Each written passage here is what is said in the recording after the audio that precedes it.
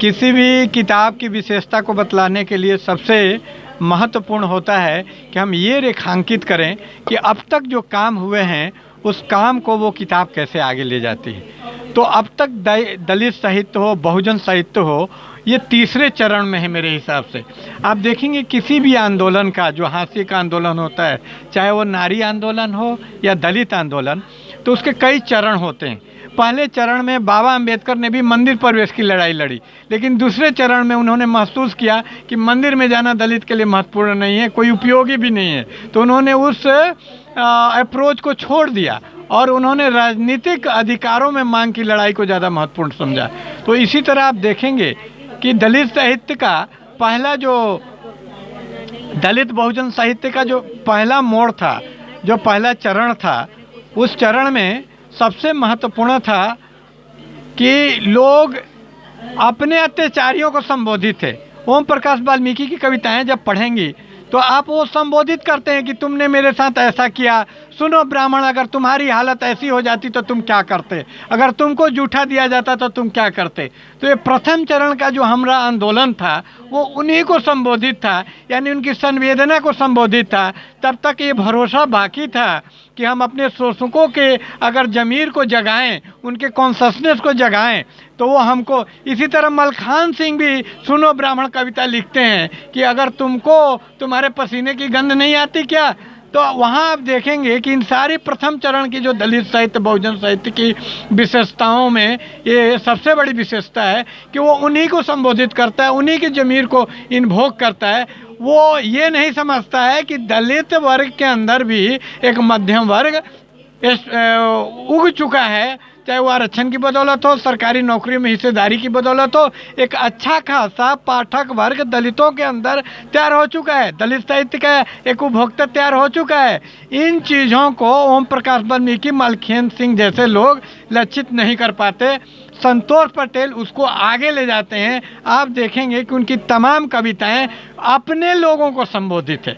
इसलिए ये दौर द्वितीय तृतीय चरण जो दलित साहित्य का आ चुका है, इसमें सबसे महत्वपूर्ण हो चुका है कि हम अपने शोषकों को संबोधित करना छोड़ें, क्योंकि बात सिर्फ ये नहीं है कि वो क्रूर हैं इसलिए हमें सता रहे हैं, बात हितों की है। एक अच्छा आदमी भी अगर उसका हित उसके पक्ष में नहीं है तो आपको वो सताएगा। बात सिर्फ वो नहीं है कि वो बुरा है, वो बड़ा क्रूर है, वो अपने लोगों के प्रति तो बड़ा दयालु है।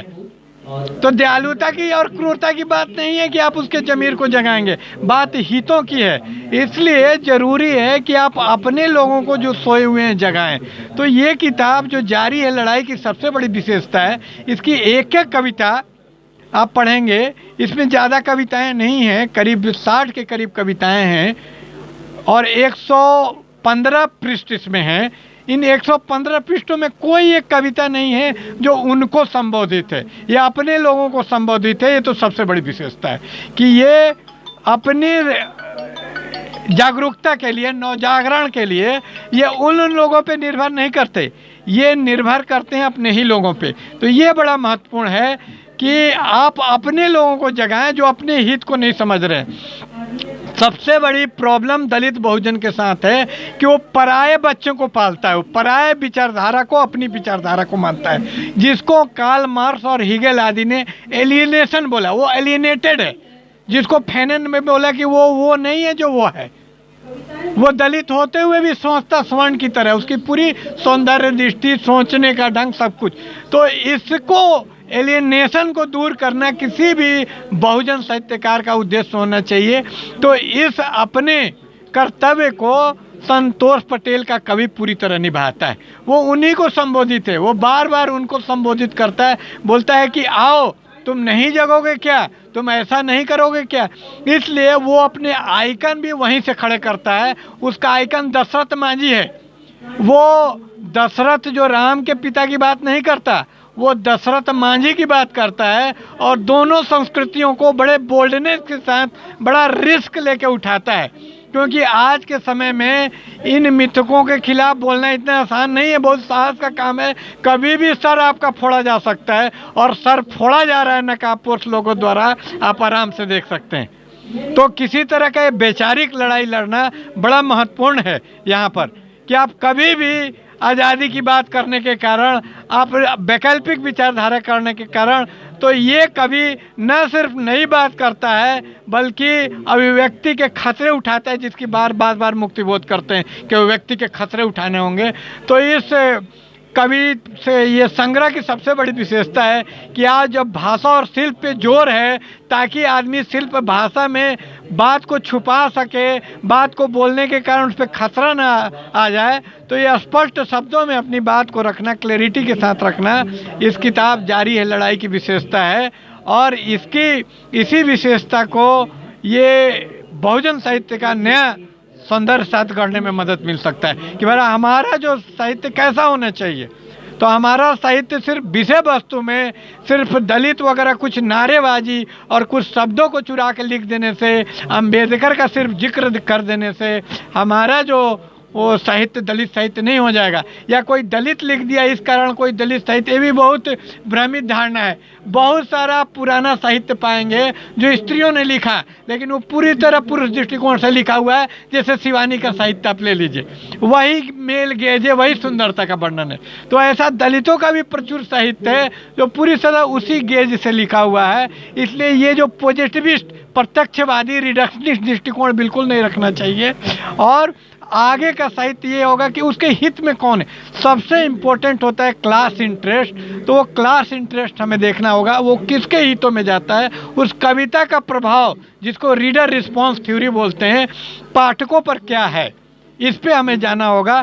तब हम किसी की कविता का सही मूल्यांकन कर पाएंगे, सही दृष्टिकोण से उसको वर्गीकृत कर पाएंगे कि वो किसका साहित्य है, और एक ब्रॉडर लड़ाई से उसको जोड़ पाएंगे। स्त्रियों की लड़ाई, जो थर्ड जेंडर की लड़ाई, दलितों की लड़ाई कोई अलग थलग लड़ाई नहीं है, ये लड़ाई एक व्यापक लड़ाई से जुड़ी हुई है। इसलिए ये जो खित्तेवार और हम लोग किस्तों में लड़ाई लड़ रहे हैं, ये भी एक बहुत ही खतरनाक ट्रेंड है। हमें एक व्यापक लड़ाई जो मानव मुक्ति है उससे सारे लड़ाइयों को जोड़ना होगा। और ये किताब आप देखेंगे कि ये गरीब आदमी की भी बात करती है, सिर्फ अपने आप को एक खास राजनीतिक विचारधारा से महदूद नहीं करती, ये विश्व की भी बात करती है, ये फिलिस्तीन के लोगों को भी बात करती है। और जहाँ जहाँ विश्व में लोगों पर अत्याचार हो रहा है, Mauritius, Fiji, Suriname, Trinidad, Guyana, कैरिबियाई देशों तक गए हुए मजदूरों की भी बात करती है।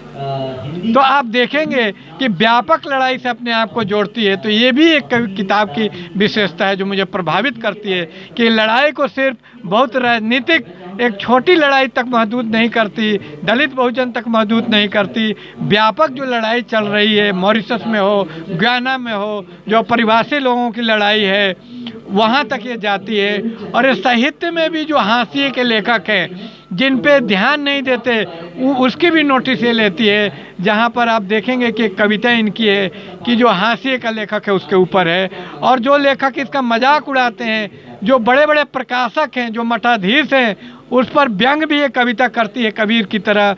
जो ज्ञानी कविता आप पढ़ सकते हैं जिसमें तथाकथित ज्ञानियों का, जो स्वयंभू ज्ञानी है, जो अपने अलावा किसी को भी ज्ञानी मानने के लिए तैयार नहीं, उसका भी ये कविता व्यंग करती है। और बड़ा आप देखेंगे कि दलित कविता कि कुछ जो द्वितीय श्रेय, जो नामदेव ढसाल की पीढ़ी थी, जो गिन्सबर्ग से प्रभावित थी, जिसको शमशानी पीढ़ी कहा गया, जो सुदामा पांडे धूमिल से प्रभावित दलितों में भी एक कवि हुई जिसकी भाषा गाली गलौज की हो चली थी। तो ये कविता की विशेषता है कि ये तीसरे चरण बहुजन की कविता है। इसमें आप पाएंगे कि व्यंग करते हुए भी ये गाली गलौज में नहीं जाती, आक्रोश होते हुए भी ये भद्दे अश्लील भाषा का शिकार नहीं होती, जैसा कतिपय दलित कवि कुछ हो गए हैं, जो कि गलत है। ऐसा करने से आपकी लड़ाई कमज़ोर होती है, आपकी कविता भी कमज़ोर होती है। तो संतोष पटेल की भविष्य विशेषता है कि ये व्यंग करते हुए, आक्रोश में लिखते हुए कभी भी असंयत नहीं होते, संयम में रह के। जो आप देखेंगे प्रेशर कुकर जिसमें दबाव को बांध दिया जाता है तो वो बहुत शक्तिशाली बन जाता है, लेकिन आप बांध को तोड़ देते हैं तो आपकी शक्ति क्षीण हो जाती है। तो ये कभी भी प्रेशर कुकर को लीक नहीं होने देते, अपने आक्रोश को बांध के रखते हैं, संयम के साथ रखते हैं। ज्ञानी कविता में व्यंग तो है लेकिन गाली गलौज नहीं है, जैसा कि मलखान सिंह आदि कवियों के कविताओं में गाली गलौज पाया जाता है। जैसे मैं 2 लाइन सुनाऊंगा कि अपने ज्ञानी होने का वर्ग और डूब जाते हैं चारों ओर आत्ममुग्धता में, और ऐसे कहकर के अपने को कर लेते हैं कब्जा देश के समस्त संसाधनों पे। आज देखेंगे कि भारतीय ज्ञानपीठ साहित्य अकादमी, हंस जैसे जो साहित्य के संस्थान है चंद लोगों के कब्जे में, वहाँ व्यापक समाज नहीं समझता है। अगर आप एक सर्वे करें, यही हंस का पीछे कार्यक्रम हो रहा है, तो आप देखेंगे कि 15 चेहरे हैं जो घूम फिर के वहाँ छपते हैं, अब वही चेहरे यहाँ भी नजर आएंगे, वहाँ व्यापक हिस्सेदारी नहीं है। तो इस पर ये व्यंग है कविता कि सारे संसाधनों पे चंद लोगों ने कब्जा कर दिया। मैं किसी भी वर्ग विशेष के खिलाफ नहीं हूँ, मैं चाहता हूँ कि डाइवर्सिटी हो, हर समाज का आदमी आबादी के अनुपात में, उसके इसके अनुपात में उसका संसाधनों पर वितरण हो, समान वितरण हो, जिसका बात लोहिया किया करते थे कि समान वितरण होना चाहिए। लोकतंत्र में संसाधनों का एकीकरण, चाहे वो साहित्यिक संसाधन क्यों ना हो, ये गलत है। तो आप देखेंगे कि चंद संस्थान, आप देखेंगे कि जितने छोटे छोटे 10 प्रकाशकों के दुकानों का आप क्षेत्रफल जोड़ेंगे तो अकेले बानी प्रकाशन का दुकान बन जाएगा। ये संसाधकों का एकीकरण नहीं तो और क्या है। तो ऐसे कविताएं, ये ज्ञानी कविता संसाधनों के केंद्रीकरण पर, कंसंट्रेशन में बहुत अच्छा व्यंग है। तो ये कविता एक खुलापन जो है संतोष पटेल के कवि के अंदर, ये हमको सबसे अच्छा लगता है। ये किसी भी विचारधारा के कैद में अपने आप को नहीं रखते, क्योंकि ये विचारधारा की कैद किसी भी लिहाज से कवि को, उसकी कविता को आगे नहीं ले जाता। इसलिए हमेशा खुद ही को तोड़ना, मैं कविताएं संतोष पटेल की पढ़ता रहा हूं, उन्होंने खुद ही बनाए हुए अपने शिल्प को तोड़ा है, बहुत आगे गए हैं। आप जब पाएंगे तो प्रेमचंद की तरह इनमें निरंतर विकास पाएंगे। जो प्रेमचंद बड़े घर की बेटी लिखते हैं, वही प्रेमचंद घास वाली भी लिखते हैं। उसी तरह आप देखेंगे कि एक समय में जो संतोष पटेल कविताएं लिखते हैं, उनकी संवेदना काफ़ी आगे गई है, निरंतर और भी रिफाइंड संवेदना की कविताएं लिख रहे हैं। और मैं जितना इनकी कविताओं को पढ़ते जाता हूँ, उतना ही महसूस करता हूँ कि इन कविताओं में स्पष्टता, विचारधारा की गहराई और शिल्प भी काफ़ी मजता जा रहा है। और भी भविष्य में इनका शिल्प मजे और भी ज़्यादा शक्ति के साथ, और भी ज़्यादा बल के साथ ये आवाज़ बने बहुजन और दलित समाज की, और एक व्यापक न्यायपूर्ण समाज बने।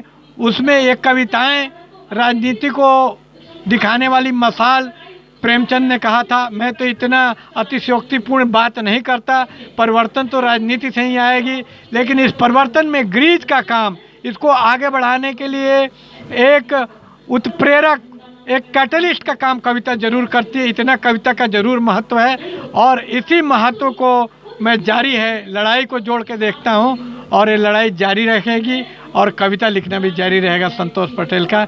इस आशा के साथ मैं आपको बहुत धन्यवाद देता हूँ। धैर्यपूर्वक बहुत बंधु सुन रहे थे, उनको खासकर।